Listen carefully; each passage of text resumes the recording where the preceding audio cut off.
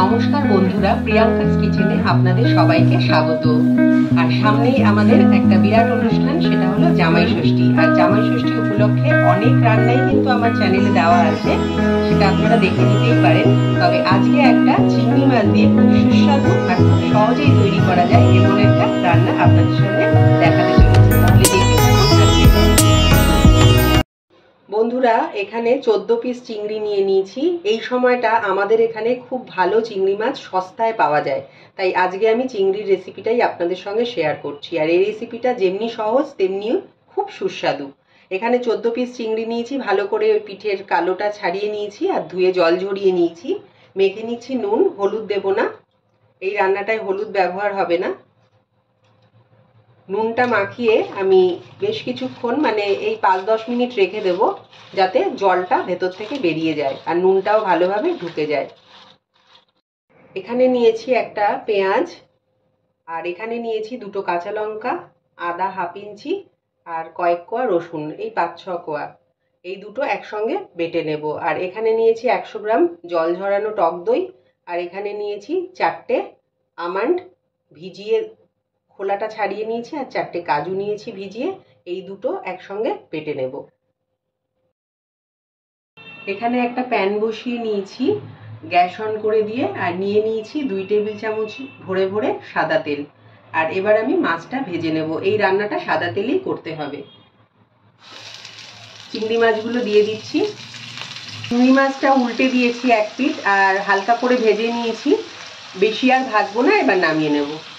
উঠিয়ে নেওয়ার পর সেম তেলে দিয়ে দিচ্ছি 1 চামচ ঘি, 1 চামচ ভরে দিলাম। এবার একটু আনিয়ে নেব।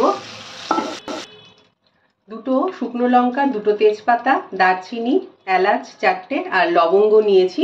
এটা এবার দিয়ে দিচ্ছি প্যানের মধ্যে, কিছুক্ষণ আনিয়ে নেব। একটা ছোট সাইজের পেঁয়াজ কুচিয়ে নিয়েছি, সেইটা দিয়ে দিচ্ছি তেলের মধ্যে। কুচনো পেঁয়াজটা আমার ভাজা হয়ে গেছে অনেকটাই। এবার পেঁয়াজ, আদা, রসুন আর কাঁচা লঙ্কার পেস্টটা দিয়ে দিচ্ছি। পেঁয়াজ, আদা, রসুনটা ভাজা হয়ে গেছে। এখন দিয়ে দিচ্ছি জিরে গুঁড়ো, ধনে গুঁড়ো আর কাশ্মীরি লঙ্কার গুঁড়ো। জিরে গুঁড়ো 1 চামচ, ধনে গুঁড়ো 1 চামচ, আর কাশ্মীরি লঙ্কার গুঁড়ো একটু কম দিয়েছি। এবার একটু মশলা ধোয়া জল দিয়ে দেবো, দিয়ে এবার মশলাটাকে কষাবো। মশলা থেকে তেল ছেড়ে দিয়েছে, আমি দিয়ে দিচ্ছি এবার দই আর বাদামের পেস্টটা। গ্যাসের ফ্লেমটাকে কমিয়ে দিয়েছি, না হলে দইটা ফেটে যাবে। এবারে তেল ছাড়া পর্যন্ত আমি কষিয়ে নেব। আর তার মাঝখানে দিয়ে দেব নুন স্বাদ মতো, আর দিয়ে দেব 1 চামচ চিনি। চিনিটা দিলে কি হবে, দইয়ের স্বাদটা ব্যালেন্স হবে। এবার ভালো করে আমি কষাবো গ্যাসটা কমিয়ে দিয়ে। দেখুন বন্ধুরা, তেল ছাড়তে শুরু করে দিয়েছে। এবারে আমি ভেজে রাখা চিংড়ি মাছগুলো দিয়ে দিচ্ছি, আর দিয়ে দেব মশলা ধোয়া একটু গরম জল, মশলার বাটি ধোয়া।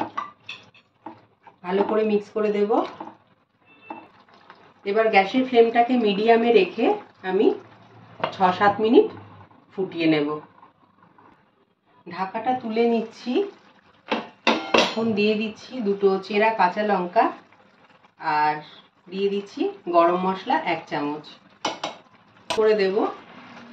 আর বন্ধুরা, আমি যে বাদাম দিয়েছি, আপনারা কিন্তু চাইলে স্কিপও করতে পারেন, শুধু দই দিয়েও দিতে পারেন, বা শুধু কাজুও দিতে পারেন। তবে আমন্ড দিলে অবশ্যই ভিজিয়ে খোলাটা ছাড়িয়ে দেবেন।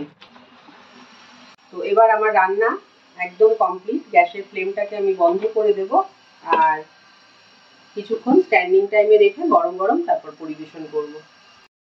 বন্ধুরা, তৈরি হয়ে গেছে আজকের দই চিংড়ির এই সুস্বাদু রেসিপি। যদি ভালো লাগে একটা লাইক করে দেবেন, আর একটা শেয়ার করতে ভুলবেন না। আর পাশের বেল বাটনটা প্রেস করে অবশ্যই আমাকে সাবস্ক্রাইব করতে ভুলবেন না। তাহলে এখানেই শেষ করছি। ভালো করে জামাই ষষ্ঠী কাটান। নমস্কার।